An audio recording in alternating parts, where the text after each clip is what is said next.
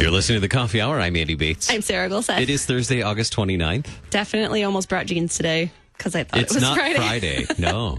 I'm a day off. It is not. It's Thursday, August 29th. Remember, yesterday we talked about the feast today. We did. That's true. I posted that on Facebook. John the Martyrdom of St. John. Yes. Yes, I saw the picture you posted with that. Hey, we talked about there being images of this, so thought I should throw one in. Following the church calendar. I might have to put a trigger warning on that one. We have good stuff on deck today as well. Our friends up north recently had a National Youth Gathering as well. We're going to chat about that in a little bit, and we'll check in with Pastor Peter Ill. Has some insights for us as we look at devotional material and why are devotions important. So you're listening to The Coffee Hour. Thanks to Concordia University, Wisconsin for supporting The Coffee Hour. Find out more about them at cuw.edu, Concordia University, Wisconsin. Live uncommon. Joining us by phone today, Pastor Glenn Worcester, pastor of Peace Lutheran Church in Winnipeg, Manitoba. Good morning, Pastor. Good morning. Thanks for having me with you guys. Absolutely. Looking forward to learning more about the National Youth Gathering in Canada. And also joining us, Lisa Olding, co-chair for the National Youth Gathering. Thanks so much for joining us this morning, Lisa. Good morning. Thanks for having me. So tell us about the National Youth Gathering. For those of us in the U.S. familiar with the LCMS National Youth Gathering that occurs every 3 years, tell us a little bit about the history, and then we'll get into the theme for this year as well. Who would like to start with that? Well, I can talk a little bit about the history of the gathering. It's been going on for a number of years, and it started small, and it got a little bit bigger, and we've gotten a little bit smaller again. And this year we had 225-ish people attend. That's the youth and the leaders. And it's really cool because we had been praying for 225, and that was kind of like our goal number. And when our registration closed, at the end of April, we had 223 people registered. So it was just very much a tangible way that God answered prayers. One of the many ways he answered our prayers during our gathering. And I've been involved in youth gatherings since 2001. And it's just been a real blessing and a joy to see what happens when we're all together and worshiping and learning and having a good time. Absolutely. Tell us about this year's 2019 youth gathering for the LCC. What was the theme, the main message for this gathering? So the theme was something that was really sort of near and dear to my heart as the committee was kind of planning out, what obviously you go through figuring out what your themes are going to be and kind of putting all the different ideas on the table. And this is one that was really like sort of personal to me. And, you think of the theme was worthless, which just kind of hits you, pretty abruptly. And so there were some reservations about the theme in the beginning because of the negative connotations that can be associated with the word worthless.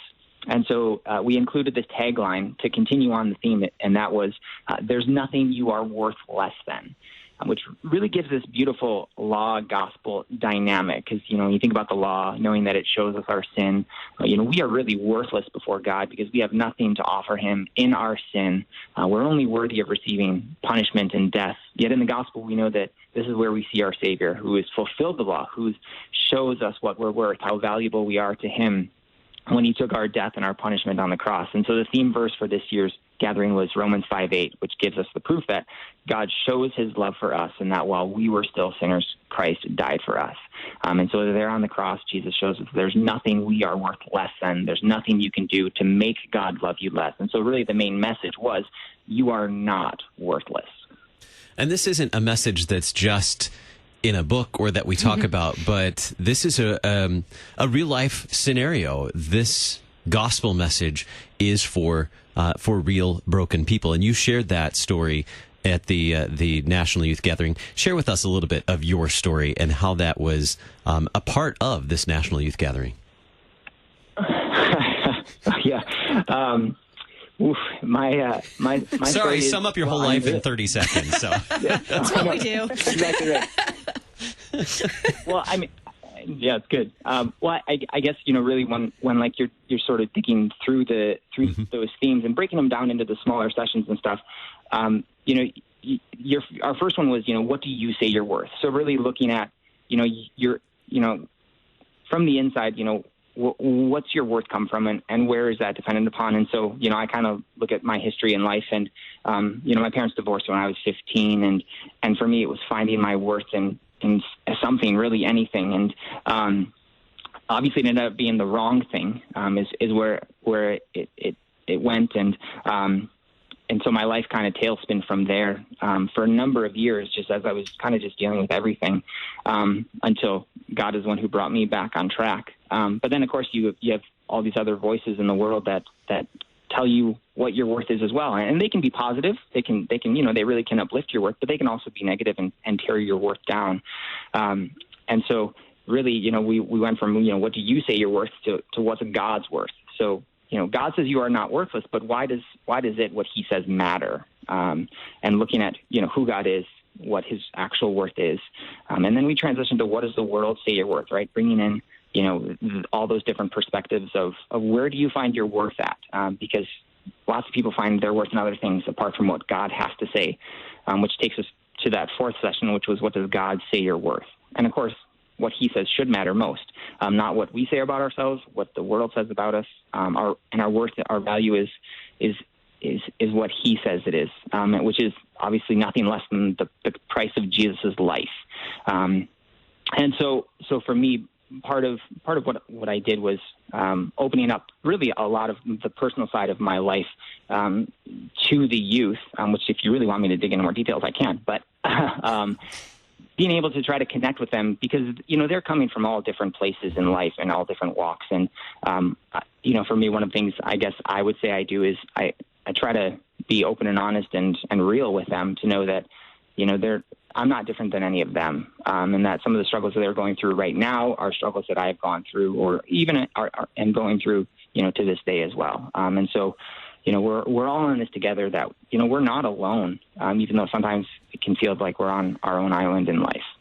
Absolutely. And we don't have 3 hours to talk about this more, although I'm sure we could. I was intrigued. I saw that. I got to read the story the Lutheran Church-Canada published. Yeah, we'll put links so people can read some more backstory in the show notes. But what did kids come away with after a gathering like this? How does this experience help everyone who attends live out their vocations faithfully once they're away from a gathering like this? I think in some ways coming to a gathering even helps kids determine what their long-term vocation will be. I know some of our breakout sessions, they get to go and hear about missions. They get to go and hear about pastoral ministry. They get to go and learn about apologetics. And so there's some practical things for their daily life that they can apply when they're talking to their friends about what they believe, what their faith means to them. And then there's some things that they can think about long-term, how do they want to serve in the church, or how are they going to serve in their communities? So I know for me, just being involved in youth ministry, it really has strengthened me in my teaching. I teach at a Lutheran school, and in my church work when I was in university, I was a volunteer church worker and youth leader, and it's something that I've continued into my 30s and almost 40s. So I think it just strengthens the way that we're able to go about our day and live for God in many different ways. Nearly 250 people attending the gathering. Where did the youth and adults come from? For those of us who maybe don't know our geography of Canada as well, were there just youth from Canada? Were there youth from other countries as well? As far as I know, this gathering, we just had youth from Canada. We have had youth from Australia join us in the past. I know there was one group, I think there may have been some refugees with their group, but it was mostly Canadians who were there. What were some of the unique experiences for those who attended? We offered our youth a number of different experiences. So there were the main sessions with Pastor Glenn and the breakout sessions. We had 2 excursions this year, which is unusual, but we felt like because it was on the West Coast and there's some kids from the prairies who have never seen the ocean, they've never seen the mountains, we wanted to give them both of those experiences. So we went up a local mountain called Grouse Mountain. They got to ride a gondola to the top. Unfortunately, it was kind of cloudy and rainy that day, so they didn't get to enjoy the view, but that's also part of the West Coast experience, being in a rainforest and getting a cold, wet day.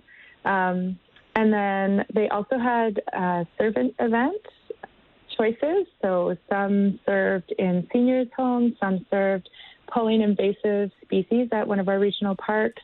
There was a beach cleanup, some helped clean at a local church.